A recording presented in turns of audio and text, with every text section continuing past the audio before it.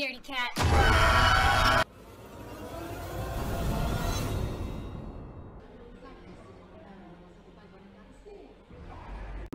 Bonjour. Le monde est devenu bien triste depuis la chute de toute l'économie. Dans ce futur, la plupart des personnes moins riches se cachent pour ne pas être exterminées par les robots régulateurs, comme ils les appellent. Ces robots ont un algorithme précis pour déterminer qui du bas peuple devrait être épuré et supprimé de l'équation. Dans une partie reculée des villes, alors que ce massacre perdure depuis maintenant 133 ans dans le monde, les habitants ayant trouvé refuge et formé des petits lieux-dits avaient pu reconstruire un semblant de vie. Et la nouvelle génération avait presque oublié ce passage de la vie qui laisserait une tache d'ombre sur l'histoire de l'humanité.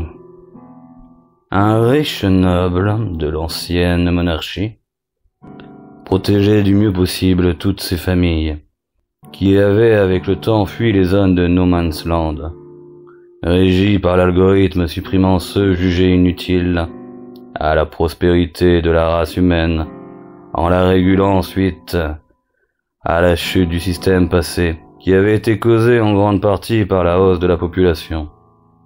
Ceux qui ont migré dans la région de ce châtelain bienfaiteur avaient réussi à survivre. D'ailleurs, il ne leur imposait en aucun cas, comme durant la période du passé, des taxes ou demandait des services humiliants, passant outre le respect de leur liberté.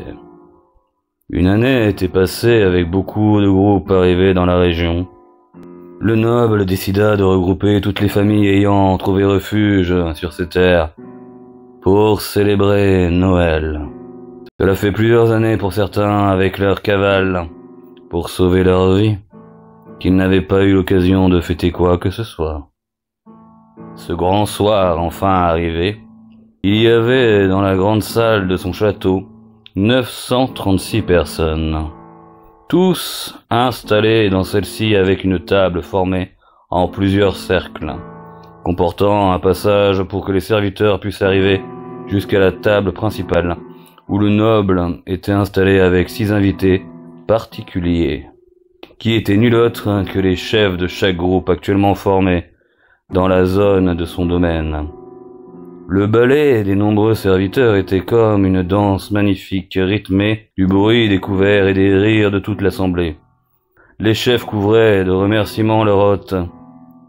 Minuit arrivant rapidement, le noble se leva et fit résonner le bruit du cristal, tapant de son couteau son verre. « Mes amis, dit-il avec une voix élancée, je suis heureux que mon projet soit un tel succès. Je ne pensais pas réunir autant de survivants, ayant fui la vie semblable à une roulette russe journalière. » Il donna 2 coups de plus sur son verre, et tous les serviteurs reprirent leur danse élégante autour de ces cercles, apportant un cadeau à chacun d'eux. Il reprit. « Ce petit cadeau sera le symbole de notre nouveau départ. Je vous en prie, ouvrez votre cadeau. » Tout le monde se rua le sourire aux lèvres à déchirer l'emballage et découvrir leur cadeau. Une fois fait, chacun avait eu un pendentif similaire au blason de l'armoirie du château. Cette soirée se termina comme elle avait commencé, magnifiquement, et chacun rentrait chez eux en toute tranquillité. Le noble se retrouva seul dans son bureau. Un serviteur arriva portant sur son plateau le verre que le noble buvait chaque soir avant de se reposer.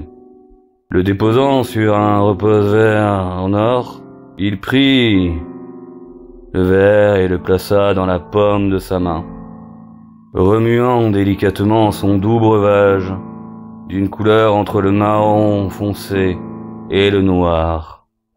Portant à ses lèvres ce mélange d'huile et de dégrippant, il posa son pouce au centre d'une reproduction sur la table du blason de son château. Un petit bruit se fit entendre.